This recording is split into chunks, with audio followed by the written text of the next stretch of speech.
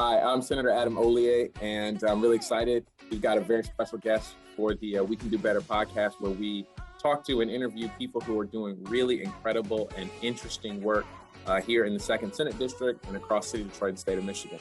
And so I'm joined by Armond Rashad Harris, who is really doing amazing stuff in the physical activity space and kind of changing some of the narratives in the way that we perceive, particularly running.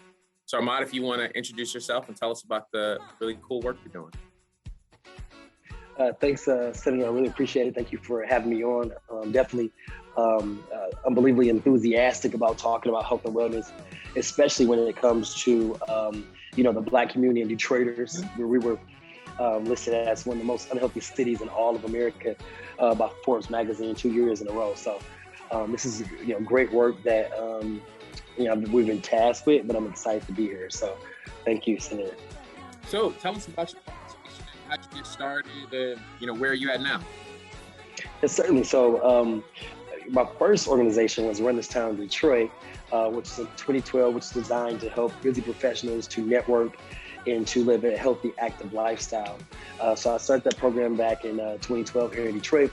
And we then expanded to Run This Town Chicago chapters, Kalamazoo, University of Michigan, as well as Eastern Michigan University. In that time, during that program, we saw amazing results. People lost 50, 60, 70, 80 pounds. And a lot of those folks, which is very dear to my heart, were members of the African-American community. Mm-hmm. So we were definitely excited. And what that did was push me to make health and wellness an entire career instead of just a nonprofit, philanthropic type of situation. And after spending 2016 in Los Angeles, California on Oxygen Network's Last Squad Standing TV show, I returned back to Detroit and I purchased a gym here entitled Jabs Gym, which is in Eastern Market.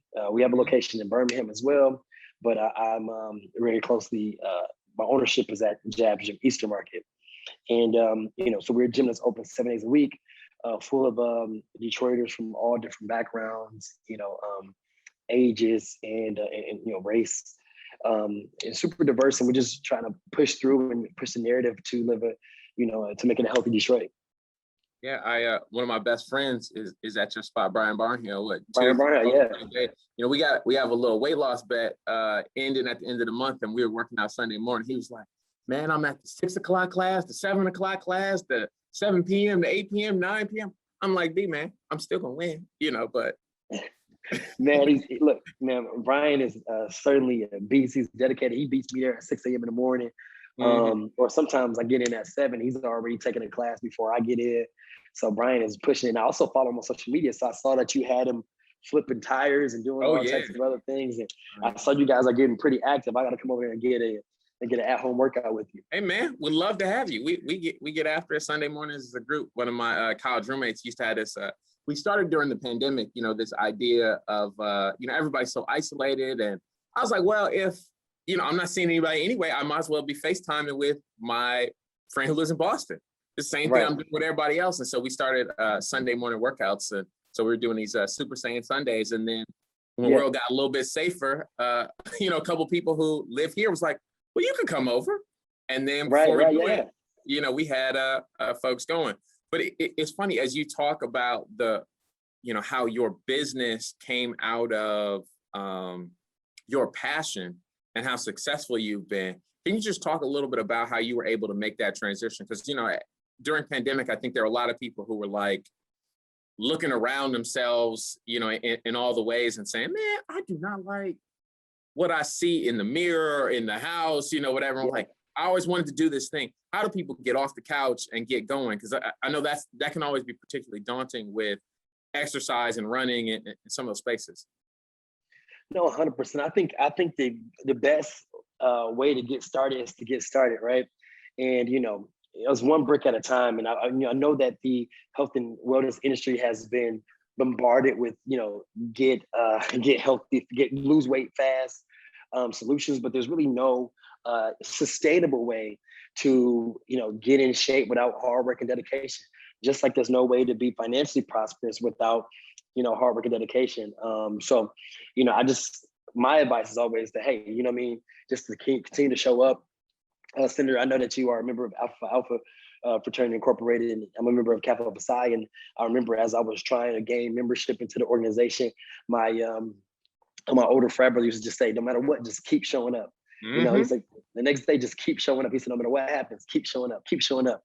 And I did that, and eventually I met my goal of becoming a member of the organization. But I think that's what it is in health and wellness. I tell people, you know, my members at Jab's Gym is like, hey, you know, just show up. When you show up, the energy and the culture and everything else is going to carry you through the workout. But when you show up, there's a certain amount of power and energy and confidence you're getting yourself, where you can be consistent and dedicated to yourself like that. So I just tell people to keep showing up. That's what's up. So as we talk about showing up, what did showing up look like when you started this running organization, right? I mean, here you are, a brother in Detroit, after folks are like, so, you know, we don't really like run. I mean, you know, there are a lot of things that people have to overcome to get to that first running.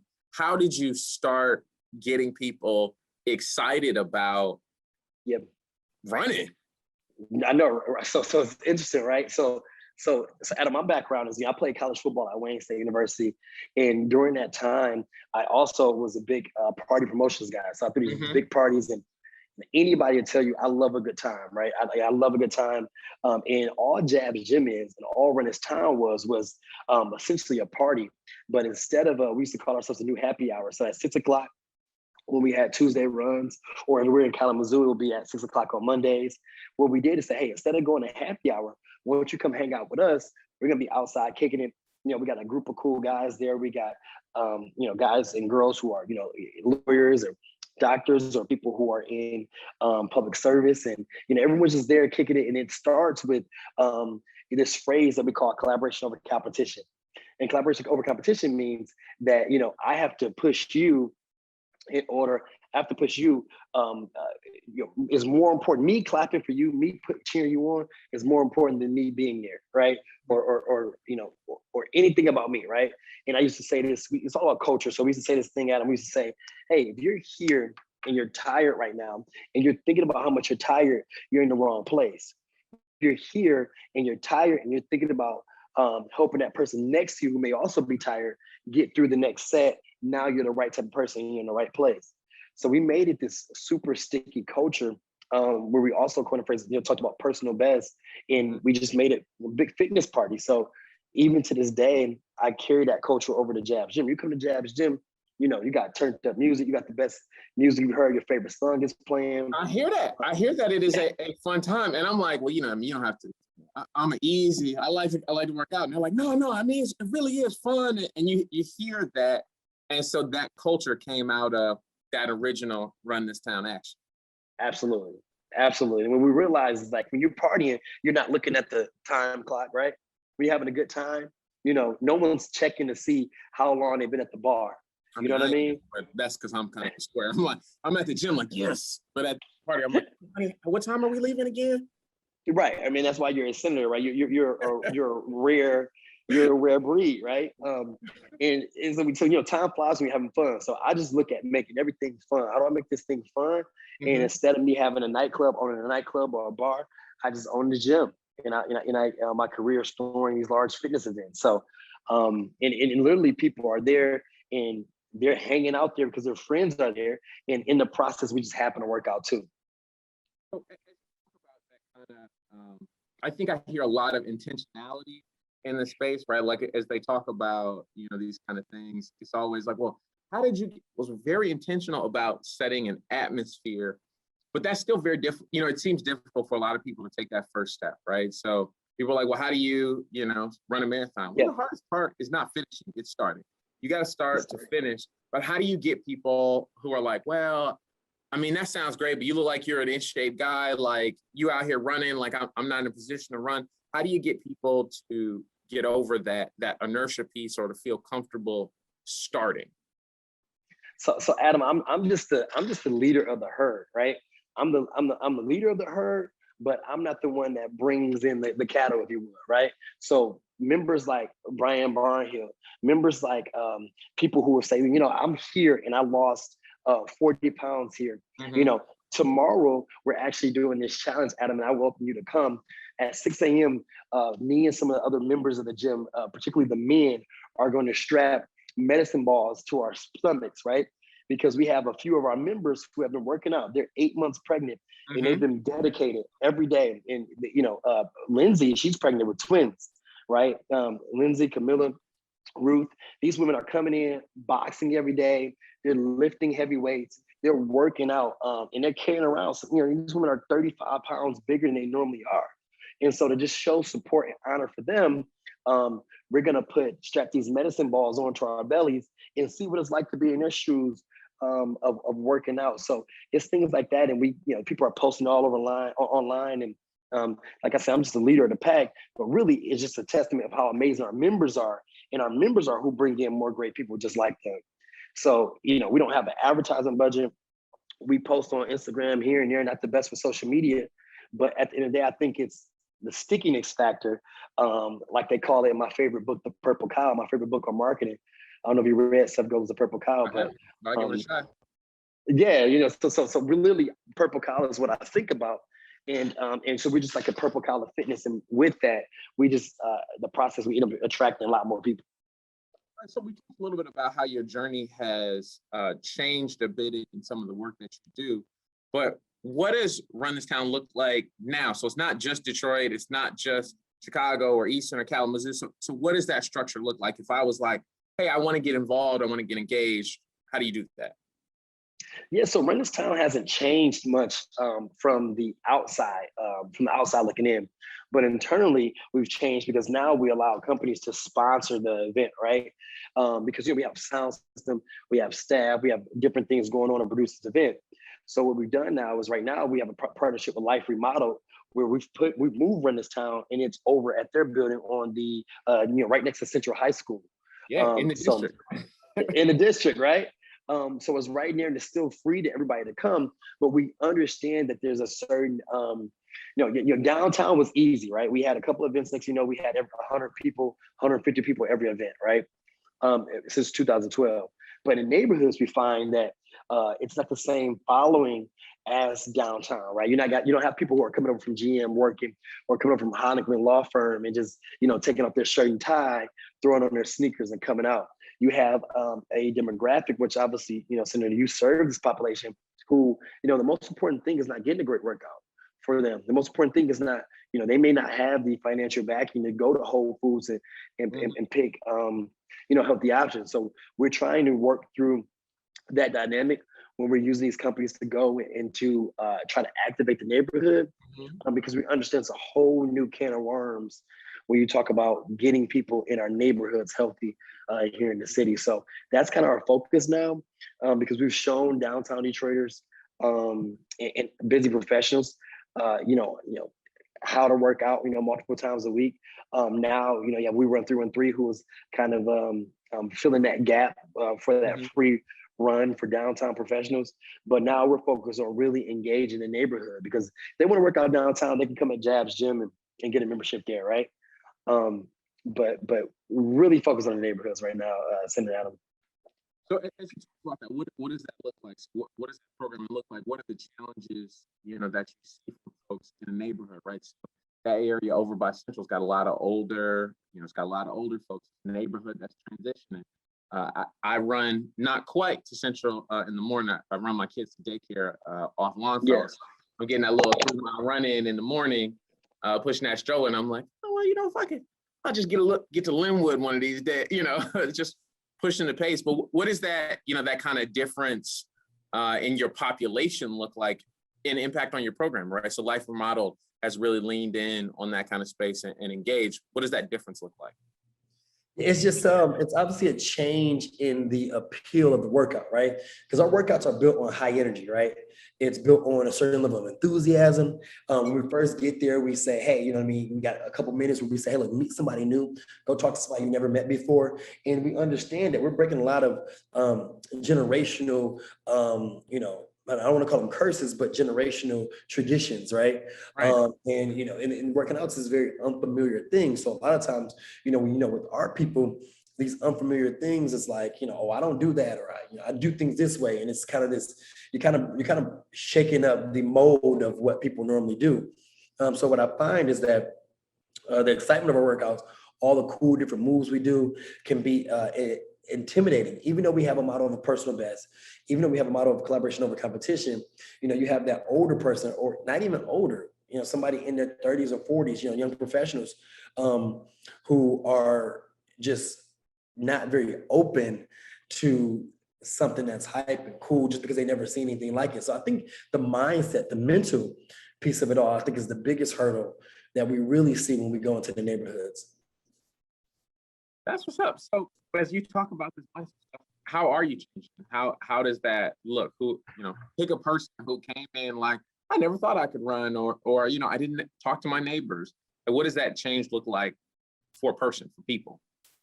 Yes, I think about Valgina, right? Valgina is a woman who works at Whole Foods downtown. She's been a member ever since the beginning. And wherever we have an event, she comes.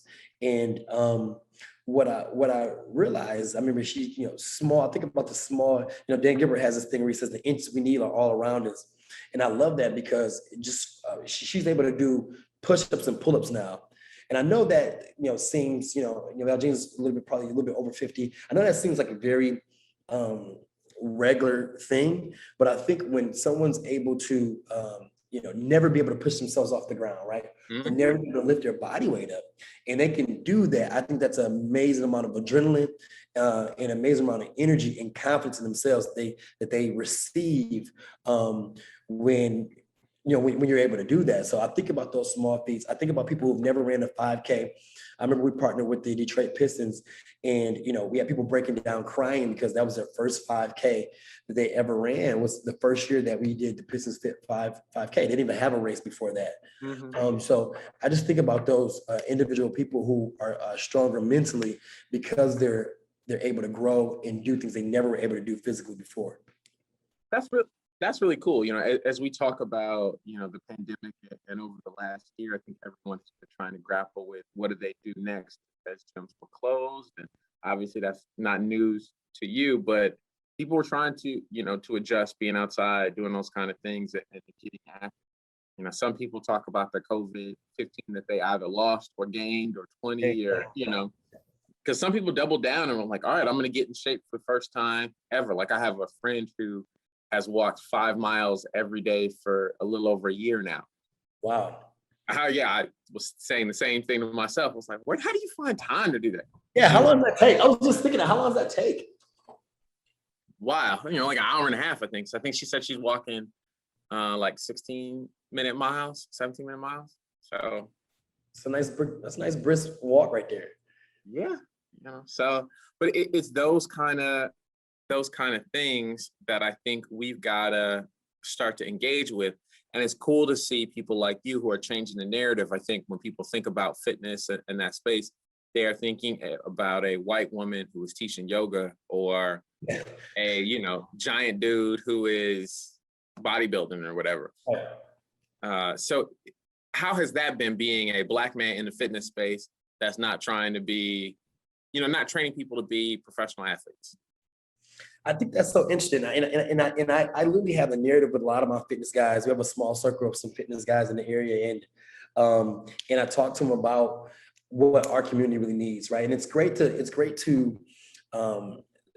train athletes, don't get me wrong, but it's also great to get into the industry. Why I got into the industry, right, was because my grandfather was 84 and worked for General Motors for 30 plus years. And, he struggled with diabetes for as long as I can remember. And I, grew older, and I was a grown man, Senator Adam, when I learned that you didn't, like, diabetes was preventable, Mm-hmm. like that was a certain type of diabetes. I had no idea. I thought you had it, and you got the straight end of the stick. I thought you had to have diabetes, right? Because it's so common in our community.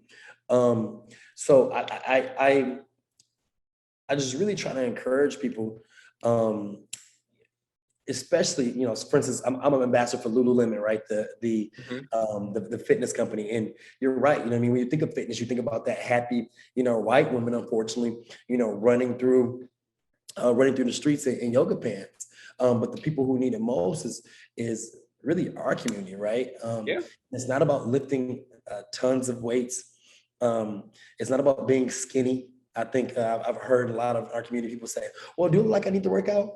Well, it's more about not just how you look, because a lot of things, unfortunately, you can look perfectly healthy and fall dead tomorrow, you know? Right.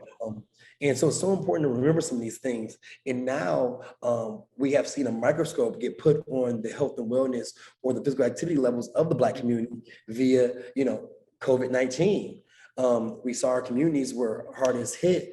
And that's because we already were struggling with illnesses before, COVID came around. So, our likelihood to be hospitalized and to die from this virus has been very devastating, unproportionately to the Black community because of our lack of health and fitness. I tell people all the time, Senator, it's only a couple ways to get impurities out of your body, right? You can go to the restroom, you can throw up all the time, right? And the other way, the most effective way, is probably just to sweat. We sweat. That's our way of our body filtering out all the bad stuff. A lot of times I played football at Wayne State. We used to drink a lot and we would get hungover and we're like, man, I got to go get a workout in first thing in the morning, because we knew that was an effective way to sweat all the impurities out of our system. You can smell that coming out of people. I've been at some of those 6 a.m. workouts with folks, and they're like, oh, well, what'd you do last night? Well, man, I can smell what you was doing last night. What a bourbon coming out of your pores. Yeah, no. So, but as you talk about, just that kind of a statement and feeling, I want to harken back to that moment where you said it's not about being skinny. It's not about looking in the mirror. It's about what that actual health looks like. And so heart disease, #1 killer of all people, especially in the Black community. I just did a podcast with a reproductive immunologist, right? So this man has a PhD, and all he studies, all he knows is about the reproductive system. So, women while they're pregnant and men, shortly before conception. And one of the things that he said is, we spend all this time thinking that women are the problem and their problems in pregnancy. And he said, no, women are only 50% of that. The other 50% is the part that we produce and give to the baby, but that is so heavily impacted by our physical fitness and our health and nutrition. And so, as we hear folks who are talking, in this moment about how they want to have kids and do all these other kind of things, can you just talk to how people can engage with you, can engage with somebody else, how they can start their own fitness journey, because having kids is important to them? No, 100%. What's funny about that is, man, I feel like I got to dig into that, Adam, because I've spoken at Michigan Policy Conference, and I've spoken at a lot of different places about health and wellness and about physical activity, and I never thought about how it affects the ability to reproduce.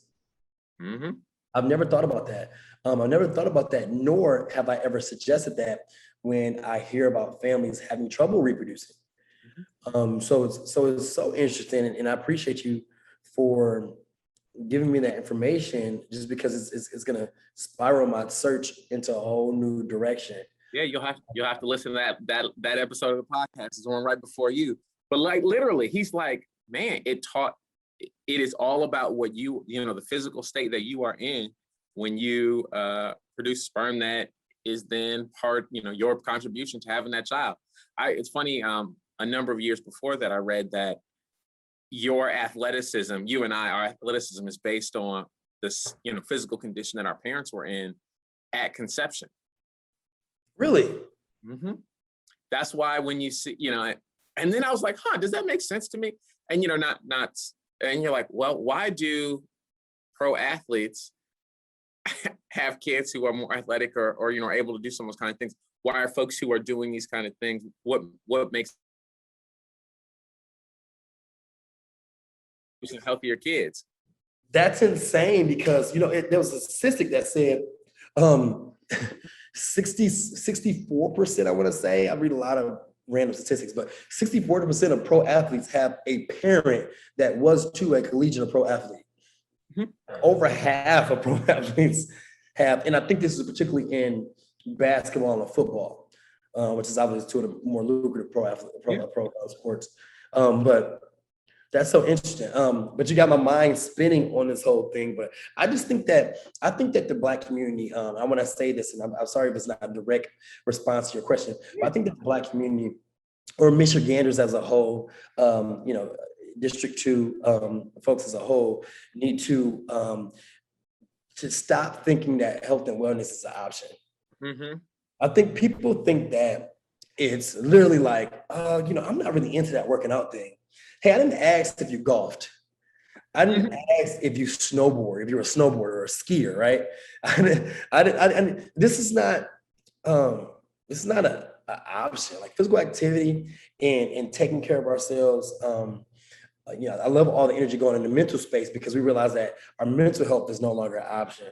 And I think it's just something that people need to understand. Just like you got to file your taxes, you're gonna have to, get 30 minutes a day of some type of physical activity. And I think that is maybe maybe that's the most impactful thing that can shift the mindset of this label of the podcast of this particular episode is, hey, physical fitness is not an option. Yeah. And I think that needs to be the overarching theme because people literally think they can pick and choose whether they want to be into fitness or not. And it's like, you can't pick and choose whether your car gets an oil change. I mean, you can, it just breaks, right? Like, I think that's the thing. If you don't do these things, it breaks. And I had a friend who was, a really good high school athlete. And, I'm always like, hey, man, come on, we got to get, do this activity stuff. And he's like, so every year for my birthday, I built, I have an obstacle course. And so I usually add some things, obstacle course in the backyard. And I'll get all my friends come over and, run the obstacle course thing.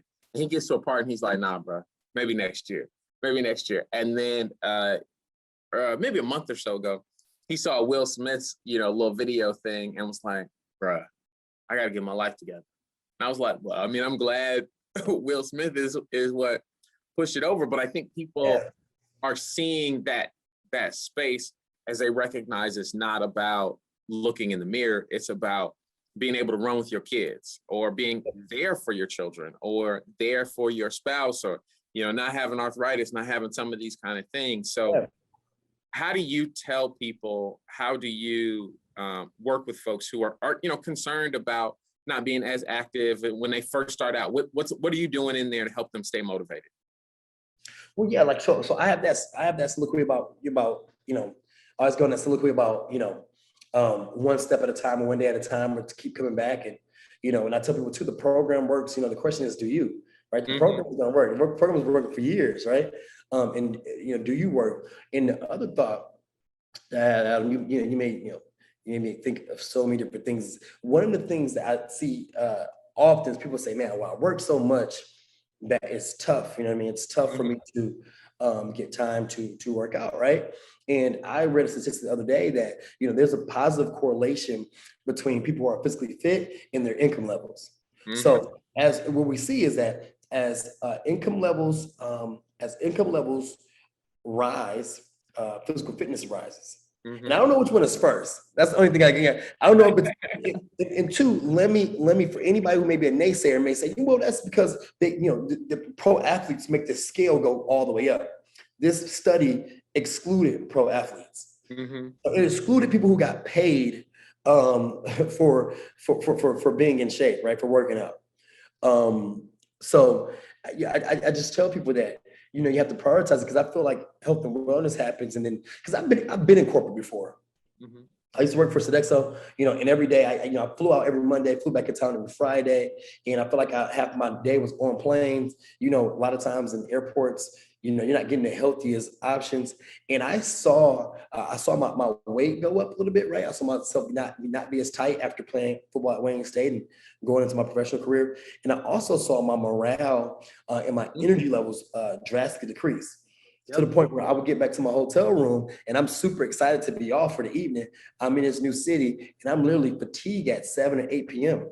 Like, why am I tired? And I'm eating dinner and I'm having a cocktail and I'm like ready to go to bed. And that's never been me. You know what I mean? Like, I'm the person that wants to stay up all night, party, work. I want to work a little bit. I want to have a great time. I want to go visit my grandparents. I want to do it all in one day.